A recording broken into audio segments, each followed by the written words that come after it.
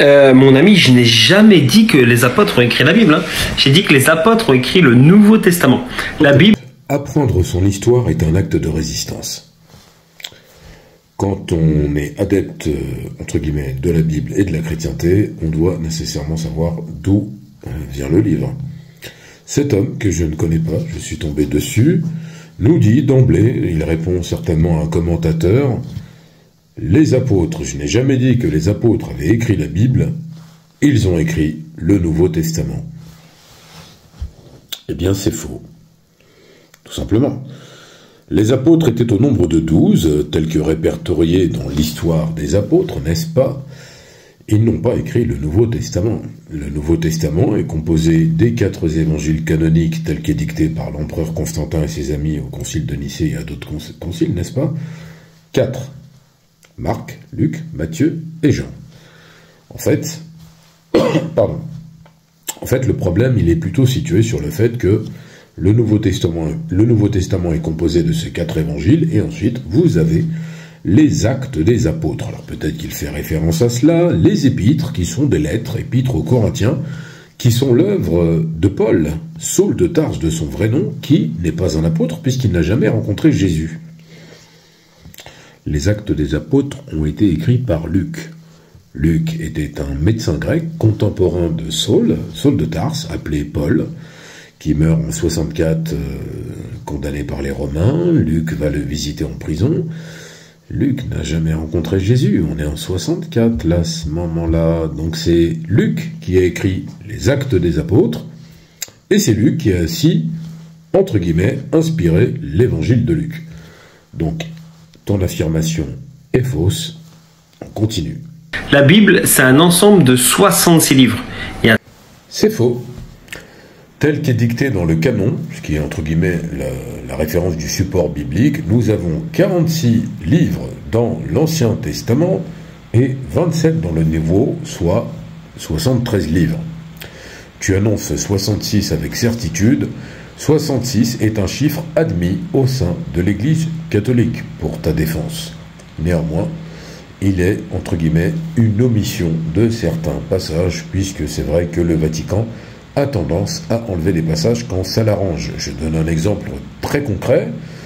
Le pape Jean-Paul II a fait enlever, par exemple, une phrase jugée antisémite. « Les enfants d'Israël sont une engeance de vipères ». C'est Jésus qui parle dans le texte. Cela a été remplacé par « les enfants d'Israël ne sont pas très aimables, finalement ». Et Jésus dit plus loin qu'il les appelle le peuple à la nucrède.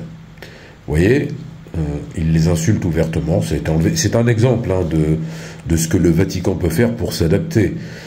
Si on lit la Bible, on ne sera plus là pour le faire, mais si on lit la Bible, si elle existe encore en l'an 3000, je pense qu'on peut être très surpris du résultat, grâce au Vatican.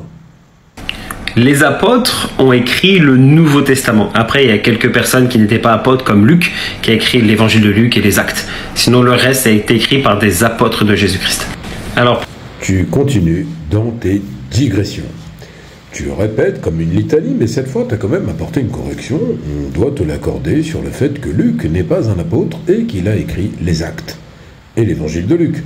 Sauf que, je l'ai déjà dit et je vais le répéter, quand on écrit un livre, je prends mon propre exemple. Si vous cherchez Gabriel Souleika dans Amazon, vous allez trouver les livres de Gabriel Souleika. Auteur, Gabriel Souleika. Par contre, si ce n'est pas moi qui ai écrit un livre, mais que par exemple on s'est inspiré de mon œuvre, ou alors on a voulu me rendre hommage, on va dire tel livre, selon Gabriel Souleika. Vous voyez, c'est subtil, hein? C'est pas tout à fait clair, en tout état de cause. Évangile selon Marc, selon Luc, selon Matthieu, selon Jean. C'est étonnant. Qu'est-ce que ça nous dit? Ça nous dit tout simplement que ces 4 évangiles, leurs auteurs ne sont pas ceux qui sont mentionnés. Mais pire encore, il a dit avec certitude que ce sont les apôtres qui avaient écrit le Nouveau Testament, donc les évangiles. Et non, on va le répéter encore une fois, prenons l'évangile de Matthieu. Qui était Matthieu? Alors déjà, il n'y a pas d'apôtre qui s'appelle Matthieu, ni Marc, ni Luc, hein, on l'a déjà dit, Luc n'en est pas un, il y a Jean. Alors je dois reconnaître que Jean, vous l'identifiez, puisqu'en fait, dans le récit, il est au pied de la croix, à côté de la mère de Jésus. C'est le seul qui est présent quand Jésus est crucifié, puisque les autres se sont tous enfuis, et que Pierre, de son vrai nom Haïfa, l'a trahi ouvertement en le reniant. Il lui avait annoncé avant, donc tout va bien. En tout état de cause, Jean est âgé de 19 ou 20 ans, il est devant la croix. D'après les historiens, Jean aurait terminé, contrairement à ses petits camarades apôtres qui ont tous été martyrs, tous martyrs. Alors, concernant Matthieu, alors oui, quand même, je le précise, Jean aurait terminé comme ermite après une damnation, bannissement dans une grotte, où là, il aurait eu des visions, bon, qu'on peut, entre guillemets, porter au crédit de l'usage de substances illicites de l'époque. Il aurait eu des visions et il aurait écrit l'Apocalypse.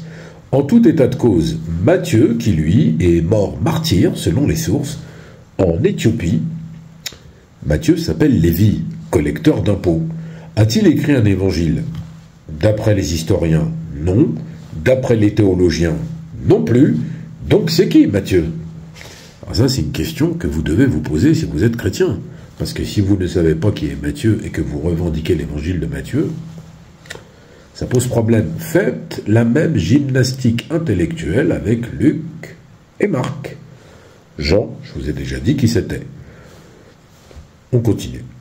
Alors, pour ton idée de 4e siècle, là, c'est faux. Les textes bibliques tournaient déjà, les textes du Nouveau Testament tournaient déjà dès le 1er siècle. Tu continues dans les fantasmagories. Est-ce que les textes du Nouveau Testament étaient largement diffusés, comme tu le dis, à partir du 1er siècle?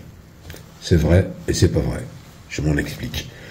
On va dire que c'est plutôt les persécutions de l'empereur romain Dioclétien, excusez-moi si j'écorche son nom, on est là par contre au 4e siècle, qui vont, entre guillemets, contraindre l'Église, puisqu'après on va arriver aussi en 325 à Constantin et le concile de Nicée, pas à, entre guillemets, préserver le Nouveau Testament, mais plutôt à avoir l'idée de le compiler avec ces fameux, 4 évangiles canoniques, tels que décrétés par Constantin et ses sbires au concile de Nicée. Ce qui nous pose problème, c'est qu'en vérité, ce qu'on a appelé l'Église primitive, vous aviez déjà une vague, vous avez eu Jérusalem qui a été complètement détruite en 70 après Jésus-Christ, vous avez aussi d'autres épisodes du même Maccabi, Paul qui meurt en 64, vous voyez, tout cela fait que on ne peut pas considérer que le texte finalisé du Nouveau Testament l'ait été à partir du 1er siècle. On peut plutôt amener ça plus tardivement, simplement parce que les conjectures historiques ont fait que des scribes ont récupéré des papiers ici et là, ou des papyrus, et ont tenté de reconstruire le texte. C'est pour ça qu'on dit selon Marc, selon les autres, vous voyez. C'est parce qu'en fait, on n'avait pas de texte purement abouti, compilé sous forme de livre, afin de proposer ce qu'on appelle le Nouveau Testament. Donc l'affirmation est fausse historiquement, et elle est fausse aussi théologiquement. Renseigne-toi sur le papyrus de Ryland, par exemple. Il est daté d'environ 130 et il a été retrouvé en Égypte. C'est-à-dire que même plus en Israël, le texte tournait déjà. Il y a un extrait de l'évangile de Jean dessus. Peace. Le souci, c'est que quand tu balances des choses comme ça et que tu n'as pas la capacité à aller le vérifier, je t'invite à aller tout simplement sur Internet. Ce fameux papyrus de Ryland, qui est le nom, entre guillemets, du musée actuel où il est conservé, c'est ce qu'on appelle le papyrus P52. Ce papyrus aurait, a priori, des fragments de l'évangile de Jean, un petit passage. Sauf que, déjà, il est daté du 2e siècle, mais après.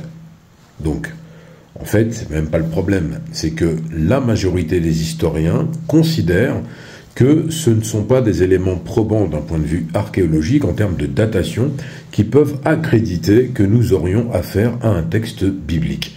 C'est plutôt des formules arithmétiques et sur des fragments, on reconnaît entre guillemets un passage de l'évangile selon Jean, et en fait, on considère que c'est le plus vieux fragment de cet évangile qui pourrait accréditer qu'à partir du 2e siècle, voire fin du 1er siècle, on aurait pu disposer de l'évangile selon Jean. Sauf que deux problèmes se posent, on n'a pas l'évangile dans son entièreté retrouvé, et surtout, ces deux passages ne sont pas non plus significativement marqués ou ancrés dans le texte pour les considérer comme un fragment de la Bible parce que ce n'est pas le cas.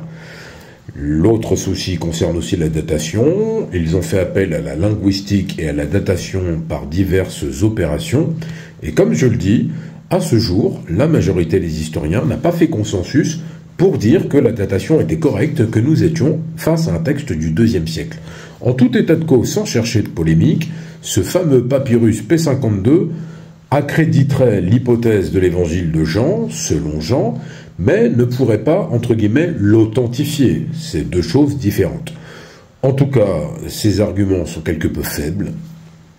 Personnellement, je n'ai pas été convaincu. Mettez-moi en commentaire, le cas échéant, vos observations. J'y répondrai volontiers, ou peut-être des améliorations sur ce que j'ai pu dire. En tout cas, merci de me suivre. Likez, partagez, commentez, c'est important. Et surtout, abonnez-vous. Merci.